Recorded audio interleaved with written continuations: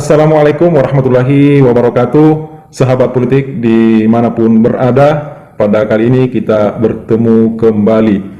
Calon presiden yang sudah diusung oleh Partai Koalisi Perubahan kini kian mendapat gelombang dukungan dari masyarakat Indonesia. Hal itu tidak mengejutkan sebenarnya, karena ternyata baru-baru ini dibongkar oleh mantan seorang BIM yang menurut pengakuannya sudah lama mengikuti perjalanan karir Pak Anies Baswedan, sehingga sejak lama sudah diprediksikan bahwa kelak Pak Anies Baswedan akan menjadi seorang presiden di Indonesia. Yang mantan BIN ini juga adalah pernah menjadi wakil ketua Komisi Pemberantasan Korupsi, yaitu Bapak Saud Situmorang, yang baru-baru ini memberikan opini tentang Capres Koalisi Perubahan Anies Rashid Baswedan.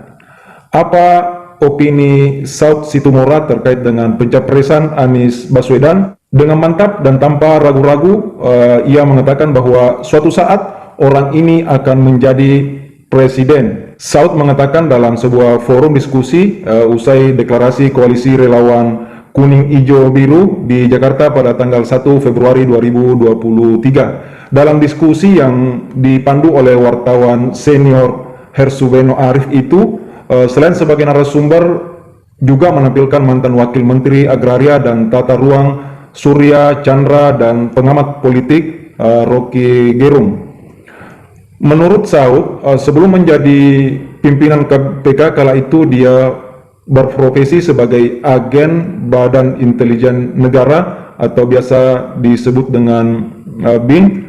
Tugas saya antara lain adalah memantau perkembangan pribadi-pribadi yang akan menjadi tokoh nasional 10 sampai 20 tahun ke depan.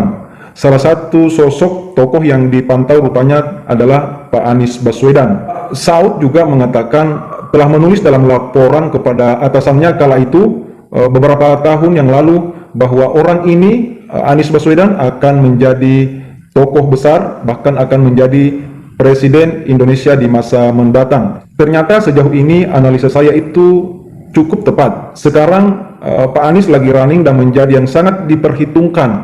Karena itu saya tidak ragu untuk mendukung dan berpihak kepadanya dalam Pilpres mendatang. Begitu kata Saud, yang mana beliau ini menyandang gelar doktor di bidang hukum. Dalam memantau sosok atau tokoh yang dipandang memiliki potensial untuk menjadi presiden di negeri ini, Pak Saud mengatakan bahwa dia terlebih dahulu diberikan ilmu tentang kepribadian dan juga ilmu kepemimpinan. Hampir semua tokoh nasional berada dalam pantauan intelijen. Dalam kesempatan itu, Saud juga sempat berkomentar terkait dengan baru-baru ini isu yang muncul di mana yang majalah Tempo mengangkat kembali bahwa Direktur Penuntutan KPK Fitro Rohcayanto memilih mengundurkan diri karena dipaksa oleh Ketua KPK untuk mentersangkakan Pak Anies Baswedan dalam kasus Formula E. Saud sebagai mantan petinggi KPK turut mengomentari hal tersebut. Ia mengatakan bahwa Anies Baswedan tidak bisa dijadikan tersangka dalam kasus Formula E. Tidak cukup bukti dan sangat alibi bahwa Pak Anies terlibat. Kasus itu sangat jelek dan sangat dipaksakan. Orang-orang yang mengerti hukum dan netral akan sampai pada kesimpulan tidak terjadi delik dalam kasus Formula E. Sementara itu kita tahu politisi Partai Demokrat Panca Laksana menuding Ketua Komisi Pemberantasan Korupsi Firly Bahuri sudah mulai bermain kasar dengan memaksa Direktur Penuntutan KPK Fitra Rohcayanto untuk mencari celah demi menjadikan Anies Baswedan sebagai tersangka dalam kasus Formula E. Kita kembali ke pengakuan Pak Saud bahwa sebelum menjadi pimpinan KPK saat itu, atau tepatnya ketika dia masih aktif di Badan Intelijen Negara, dia sudah memprediksi Pak Anies akan menjadi presiden Indonesia. Pak Saud juga melanjutkan penuturannya, keadaan yang akan dihadapi Pak Anies Baswedan ke depan tidak ringan, bahkan sangat berat.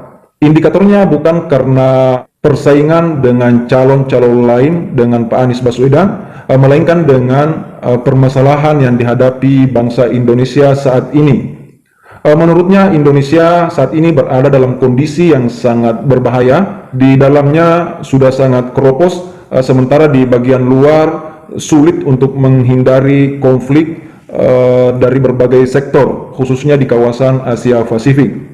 Kata Pak Saud bahwa jika Pak Anies kelak menjadi presiden, maka Pak Anies harus punya komitmen yang tinggi dalam pemberantasan korupsi. Saya akan bantu beliau terutama di bidang pemberantasan korupsi jika dia jadi presiden, kata Pak Saud. Demikianlah sahabat politik update, semoga dapat bermanfaat. Terima kasih. Assalamualaikum warahmatullahi wabarakatuh.